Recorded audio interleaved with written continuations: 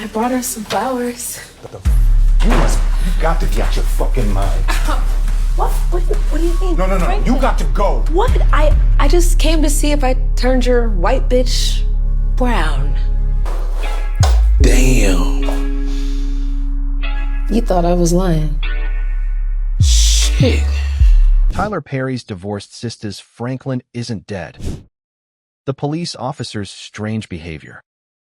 Now, the officer could have simply been going to check the report. Maybe he needed to look at the autopsy information. Maybe he needed to confirm details. That would make perfect sense. But the scene almost feels like the officer is intentionally keeping Grace in there. Almost like he's saying, stay right here. There's something else you need to know. And that's where the theory starts getting interesting. Because the finale could have easily given viewers another scene at the police station. The officer could have gone into his office. He could have made a phone call. He could have spoken to someone involved with the investigation. And then suddenly, Franklin could have walked around the corner. Imagine Grayson's reaction.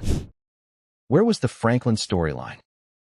One of the biggest things about this finale is how much attention was given to other characters. Geneva finally tells Tiffany the truth. Jovan's storyline continues to create questions. William's fate becomes a major concern. Naomi meets Hakeem. The police eventually surround Naomi. There is a lot happening, but Franklin's supposed murder doesn't receive nearly as much attention as a death of someone that important should. And that's strange. Franklin isn't some random character. He is wealthy. He is a businessman. He has connections. His death should have caused a major reaction. Yet the episode moves forward as if the murder happened in the background. And that becomes even stranger when the timing is considered. Because if Franklin really died, why wasn't anyone talking about it? The biggest clue, no news report.